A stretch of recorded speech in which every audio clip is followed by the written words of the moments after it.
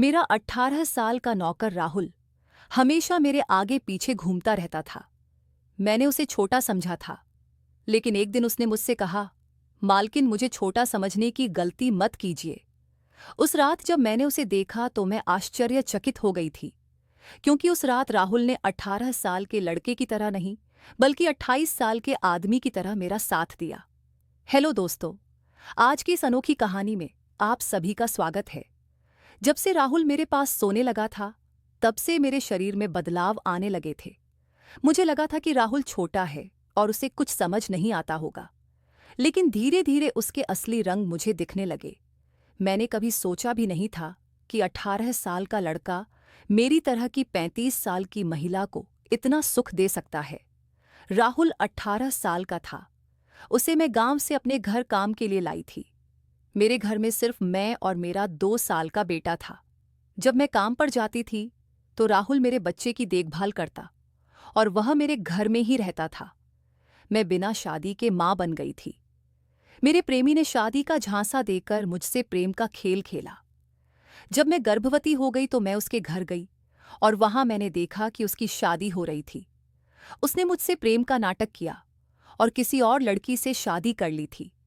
मेरे पेट में पल रहे बच्चे को मारने का मेरा मन नहीं हुआ, और जब मैंने गर्भपात कराने का सोचा, तब तक समय निकल चुका था। मैं 5 महीने की गर्भवती थी, हो चुकी थी। मेरे माता पिता ने मुझे और मेरे बच्चे को स्वीकारने से इनकार कर दिया। तब मैं अकेली रहने लगी। 1 साल पहले मैं अपने गांव गई थी, अपने नाना के 95वें जन्मदिन के लिए। मेरे नाना ने मुझे जन्मदिन का निमंत्रण भेजा था और इसीलिए मैं गांव गई थी। मेरे बेटे को वहां सिर्फ मेरे नाना ने ही प्यार से गोद में लिया था।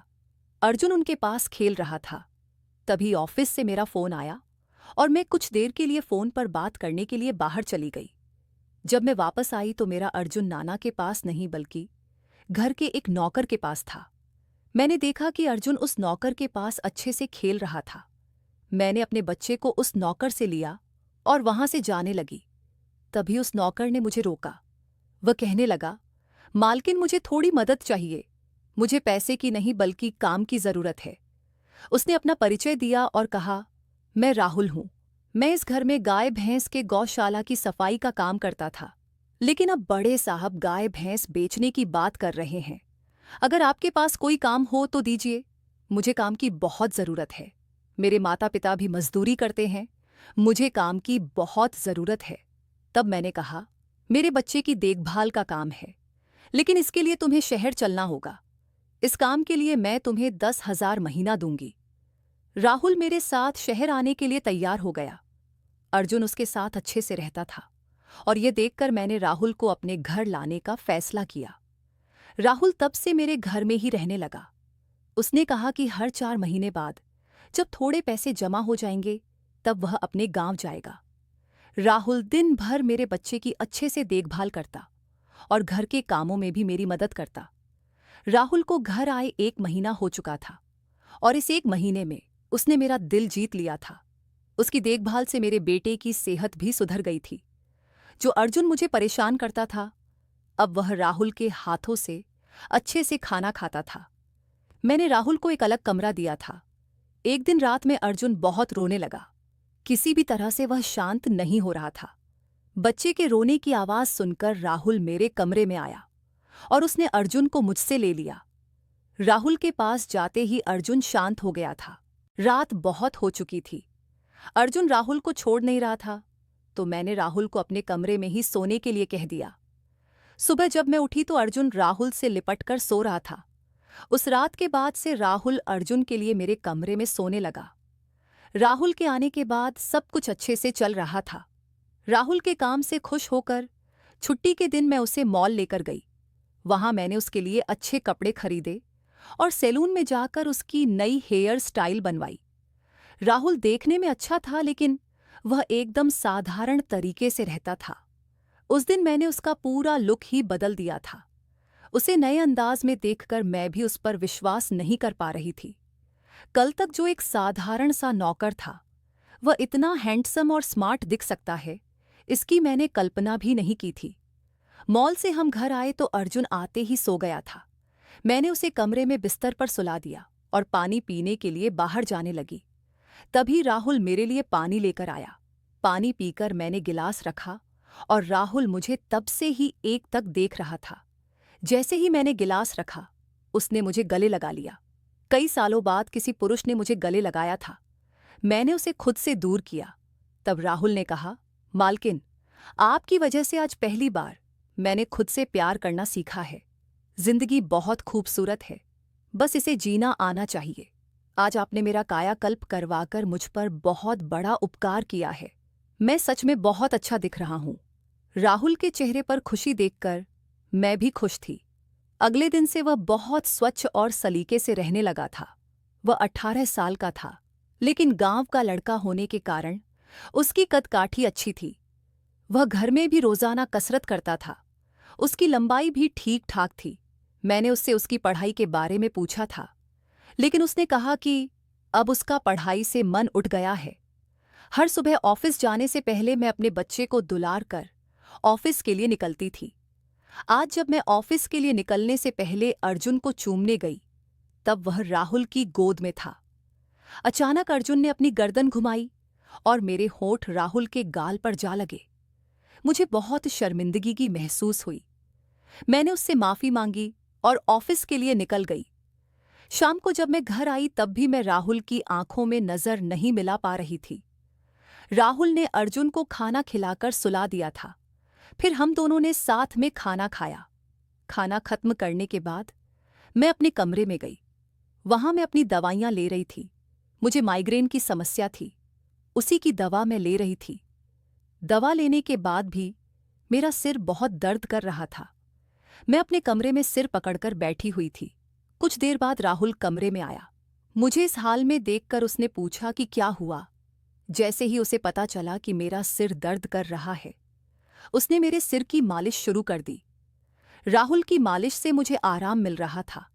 धीरे धीरे मुझे गहरी नींद आने लगी। उस रात मुझे बहुत अच्छी नींद आई थी। अगले दिन हमारे ऑफिस में ट्रेडिशनल डे का फंक्शन था और इसके लिए मैंने गुजराती लुक अपनाने का फैसला किया। मैंने घाघरा पहन लिया था, लेकिन स्कर्ट का नॉट बांधने में मुझे दिक्कत हो रही थी। तब मैंने राहुल को कमरे में बुलाया और उससे नॉट बांधने को कहा। नॉट बांधते समय उसका हाथ मेरी खुली पीठ पर से गुजर रहा था। मैंने उसे छोटा समझा था, इसलिए मैंने उसे यह काम करने के लिए कहा था। मेरे पास और कोई विकल्प भी नहीं था। तैयार होकर जब मैं जाने लगी तो राहुल ने मुझे रोका और अंदर से काजल लेकर आया। उसने मेरे कान के पीछे काजल लगाया और कहा, मालकिन, अब आपको किसी की नजर नहीं लगेगी। आप बहुत सुंदर लग रही हैं। उसकी बात सुनकर मैं हंसी और चलने लगी। उस दिन शाम को जब मैं घर आई तो मेरे साथ मेरी एक सहेली और उसका प्रेमी भी आया। राहुल ने आज बहुत अच्छा खाना बनाया था। मेरी सहेली पल्लवी 4 दिन मेरे घर रुकने वाली थी। अगले 3 दिन उसका प्रेमी भी मेरे घर पर था। अगले दिन रात को राहुल ने खाना बनाया और पल्लवी और उसके प्रेमी को खाने के लिए बुलाया, लेकिन वे दोनों कमरे में ही ड्रिंक कर रहे थे। पल्लवी तो बहुत ज्यादा पी चुकी थी। वह खाना खाए बिना ही सो गई। उसका प्रेमी राज हमारे साथ खाना खाने बैठा। उसने कहा, स्नेहा, तुम पल्लवी से भी ज्यादा सुंदर हो। राज के बोलते ही राहुल उसे गुस्से से देख रहा था। खाना खत्म करने के बाद राज अपने कमरे में चला गया। उसके जाते ही राहुल मुझसे कहने लगा, मालकिन, आपके ये कैसे दोस्त हैं? मुझे उस आदमी की बात बिल्कुल भी अच्छी नहीं लगी। तब मैंने राहुल से कहा, मैं तुझे घर के सदस्य की तरह मानती हूं। इसका यह मतलब नहीं कि तू मेरे मेहमानों से कुछ भी कहे। तेरा काम है आए हुए मेहमानों की सेवा करना, इसलिए तू सिर्फ वही कर। बाकी मुझे कुछ सिखाने की जरूरत नहीं। राहुल को डांट कर मैं अपने कमरे में चली गई। मैंने उसे डांट दिया था, फिर भी वह मेरे लिए पानी लेकर आया। तब मैंने अपनी दवा ली और पानी पीकर सो गई। आज राहुल मेरे कमरे में सोने नहीं आया था, ऐसा मुझे लगा। लेकिन सुबह जब मेरी आंख खुली तो मैंने उसे अपने बगल में पाया। सुबह मेरी आंख खुली तो मेरे सामने पल्लवी थी। वह बहुत गुस्से में लग रही थी। राहुल को मेरे सामने लाया गया। उसके हाथ में पल्लवी की ओढ़नी बंधी हुई थी। पल्लवी ने कहा, तुम्हारे इस देहाती नौकर ने मेरे प्रेमी का हाथ तोड़ दिया है। राहुल बस सिर हिलाता रहा और बोला, मालकिन, मैंने कुछ भी नहीं किया। रात को राज साहब नशे में थे, तभी उनका संतुलन बिगड़ गया होगा और वे गिर गए होंगे। राहुल भला राज साहब पर हाथ क्यों उठाएगा? पल्लवी अब भी नशे में लग रही थी, ऐसा मुझे लगा। राहुल ने मेरे लिए उन दोनों से माफी मांगी। पल्लवी और राज तभी वहां से चले गए। राहुल मुझसे भी माफी मांगने लगा। मुझे पता था कि उसने कुछ नहीं किया था। आज मैंने छुट्टी ली थी क्योंकि कई दिनों से मैं बहुत व्यस्त थी। आज सोचा कि खुद के लिए थोड़ा समय निकालूं। नाश्ता करने के बाद मैं फिर से 1 घंटे के लिए सो गई। अर्जुन भी मेरे साथ सो गया था। उठने के बाद मुझे 1 कप चाय की जरूरत महसूस हुई। मैं राहुल को चाय बनाने के लिए पुकार रही थी, लेकिन उसकी तरफ से कोई जवाब नहीं आ रहा था। उसे ढूंढते ढूंढते मैं उसके कमरे में गई। वहां जाकर देखा कि राहुल अभी अभी नहाकर बाथरूम से बाहर आया था। उसने शर्ट नहीं पहनी थी। मैंने पहली बार उसे इस तरह देखा। राहुल का शरीर बेहद मजबूत था। उसका शरीर किसी योद्धा की तरह दिख रहा था। मैं उसे टकटकी लगाकर देख रही थी। मुझे उस वक्त कोई होश नहीं था। कई सालों बाद मैं किसी जवान पुरुष को इस तरह बिना कपड़ों के देख रही थी। मैं उसे टकटकी लगाए देख रही थी। तभी राहुल ने मुझे आवाज दी। वह मेरे सामने शर्ट पहनकर खड़ा था। फिर भी मैं अपनी सुध-बुध खोए उसे देख रही थी। उसने मेरी आंखों के सामने चुटकी बजाई। तब मैं होश में आई और उसे कहा कि मेरे लिए चाय बना दे। आज घर में ही थोड़ा खुद का स्किन केयर करने का सोचा, इसलिए दोपहर के समय में अपने कमरे में अपना पार्लर चलाने लगी। उस समय मैंने शॉर्ट्स और गाउन पहन रखा था और मैं अपने पैरों का वैक्सिंग कर रही थी। वैक्सिंग करते समय गलती से मैंने थोड़ा ज्यादा गर्म वैक्स अपने पैर पर लगा लिया, जिससे जलन हुई और मेरे मुंह से तेज आवाज निकल गई। मेरी आवाज सुनकर राहुल दौड़ता हुआ मेरे कमरे में आया। उसने मेरे जले हुए पैर को देखा। उसने मेरे पैर से गर्म वैक्स हटाया और वहां क्रीम लगा दी। उसके हाथ बार बार मेरे पैर पर अनजाने में फिसल रहे थे और उस वक्त मेरे मन में जो भावनाएं उत्पन्न हो रही थी, उन्हें व्यक्त करना मेरे लिए मुश्किल हो रहा था। राहुल की नज़र मुझ पर पड़ते ही मैं दर्द से करा उठी। मुझे इस हालत में देखकर उसने कहा, मालकिन, अब आप बस आराम से लेट जाइए। आपको जो भी करना है मुझे बताइए, मैं आपकी मदद कर दूंगा। मैंने उसे मेरे दूसरे पैर का वैक्सिंग करने को कहा। राहुल ने जैसा मैंने बताया वैसा ही किया। उसने मेरे चेहरे की मालिश भी कर दी। उसके स्पर्श से मुझे बहुत आराम मिला। आज का छुट्टी का दिन मेरे लिए आरामदायक बीता। राहुल में हर गुण भरा हुआ था। वह किसी भी काम में पीछे नहीं था। आज रात मैंने उसे मेरे कमरे में सोने के लिए मना कर दिया। दिन भर मैं घर में नहीं होती। कम से कम रात को तो मुझे मेरे बच्चे के साथ अकेले समय बिताना चाहिए। हर बार राहुल का आना मुझे पसंद नहीं था, इसलिए मैंने उसे कमरे में सोने के लिए मना कर दिया। इस तरह दिन बीतने लगे। कुछ दिनों तक अर्जुन रात को सो नहीं पाता था, लेकिन धीरे धीरे उसने रोना बंद कर दिया। मुझे अपने अंदर कुछ बदलाव महसूस होने लगे थे। सुबह उठते ही मेरा शरीर बहुत दुखने लगता था। अचानक यह सब क्यों हो रहा है, समझ नहीं आ रहा था। कुछ दिनों में मेरी शारीरिक पीड़ा इतनी बढ़ गई कि मुझे बिस्तर से उठने की भी इच्छा नहीं होती थी। तब मैंने ऑफिस से 1 हफ्ते की छुट्टी ले ली। कुछ दिनों आराम किया, शायद थोड़ा ठीक हो जाऊं। अब पूरा वक्त अर्जुन राहुल के साथ रहता था। जब उसे भूख लगती तो वह बीच बीच में मेरे पास आ जाता। आज मैं अपनी कमर पकड़कर बैठी थी। रात को राहुल पानी लेकर मेरे कमरे में आया। मेरी कमर पर हाथ देखकर उसने समझ लिया कि मुझे बहुत तकलीफ हो रही है। राहुल ने कहा, मालकिन, अगर आपको कोई आपत्ति ना हो तो मैं आपकी कमर की मालिश कर देता हूं।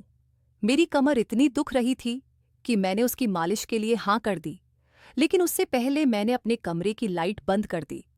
छोटे 0 वॉट बल्ब की रोशनी में मेरी कमर उसे नहीं दिखेगी, इसलिए मैंने कमरे की बड़ी लाइट बंद करके 0 वॉट बल्ब जला दिया। वह जब मालिश कर रहा था, मुझे बहुत आराम मिल रहा था। मालिश करने से मेरी पीड़ा जैसे झट से गायब हो गई थी। मालिश करते समय राहुल ने मुझसे पूछा, मालकिन, आपको अर्जुन के पिता की कभी याद नहीं आती? आप इतनी सुंदर और जवान होकर भी अभी तक अकेली क्यों हैं? उसके सवाल का मेरे पास कोई सही उत्तर नहीं था। मैंने उससे कहा कि शायद तुम्हारे सवाल का उत्तर मेरे पास नहीं है। उस सवाल पर वहीं विराम लग गया। राहुल की मालिश से मुझे अच्छी नींद आ गई थी। अगले 2 दिन बाद वह तारीख थी जब मैंने अपने प्रेमी से मुलाकात की थी। आखिर वह दिन आ ही गया।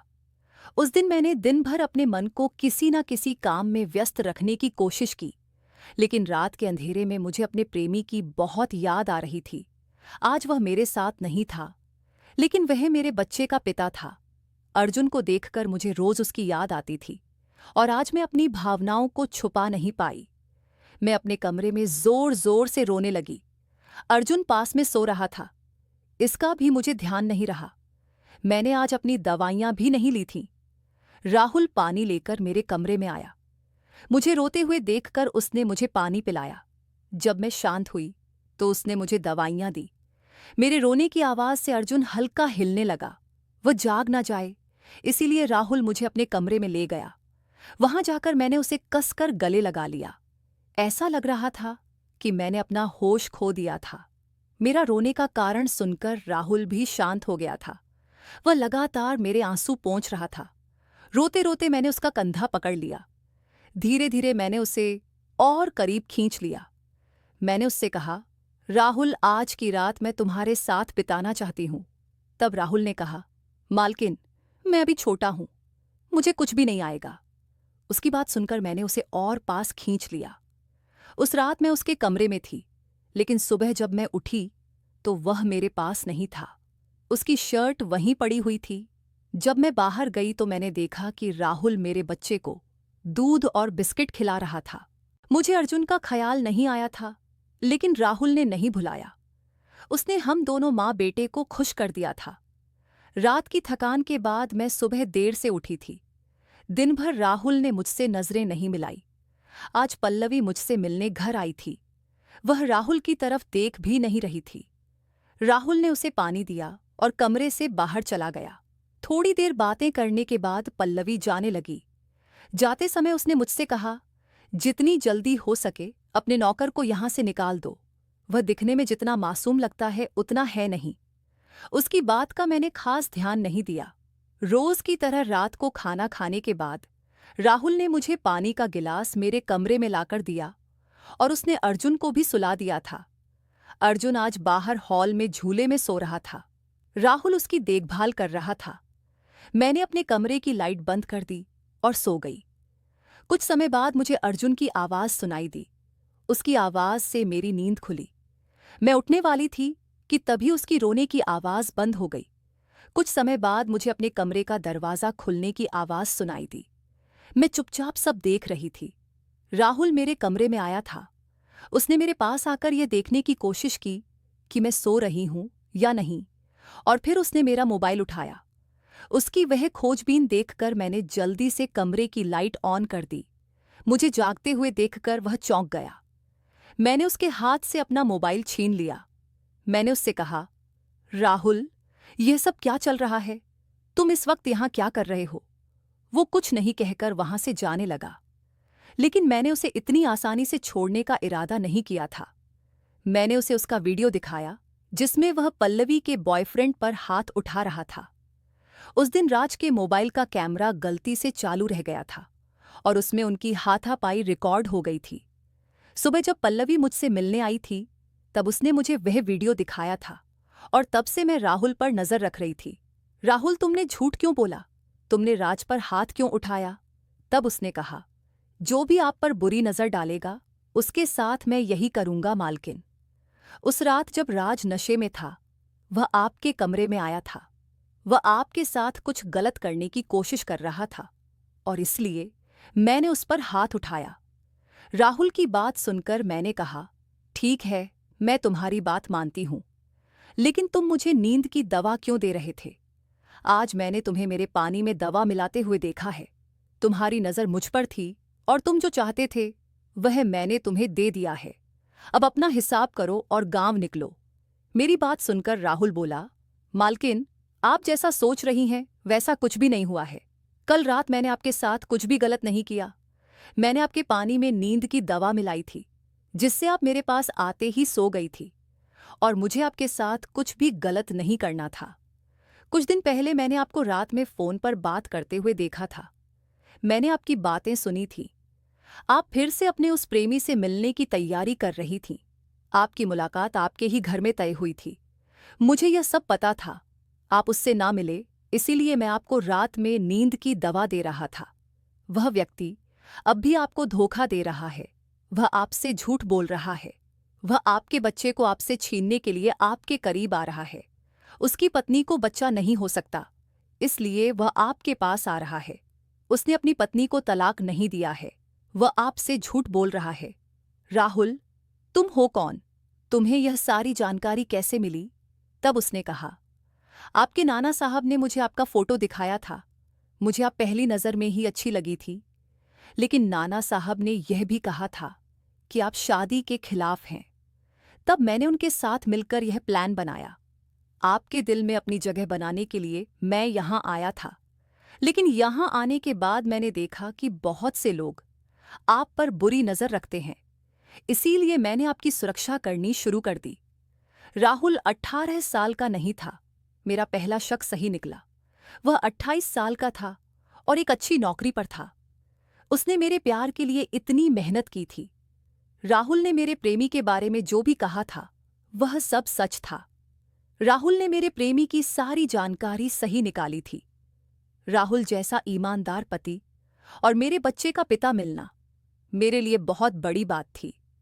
मैं अपने प्रेमी के धोखे के जाल में फंसने से बच गई थी। आज मैं विवेक उर्फ राहुल के साथ बहुत खुश हूं। वह मुझसे और मेरे बच्चे से बहुत प्यार करता है। मेरे नाना साहब की वजह से आज मेरा परिवार शुरू हुआ। मुझे राहुल जैसा पति मिला। यह मेरा सौभाग्य था। दोस्तों, जो आपसे सच्चा प्यार करता है, वह किसी भी कठिनाई में आपका साथ नहीं छोड़ता। रिश्ते निभाने वाले को किसी वजह की जरूरत नहीं होती और रिश्ते तोड़ने वालों के लिए एक बहाना भी काफी होता है।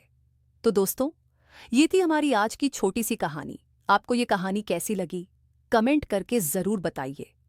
अगर आप ऐसी ही और भी इंटरेस्टिंग कहानियां सुनना चाहते हो तो चैनल को सब्सक्राइब जरूर कर लो और बेल नोटिफिकेशन ऑन कर लो, ताकि आपको मेरी आने वाली हर वीडियो समय पर मिल सके।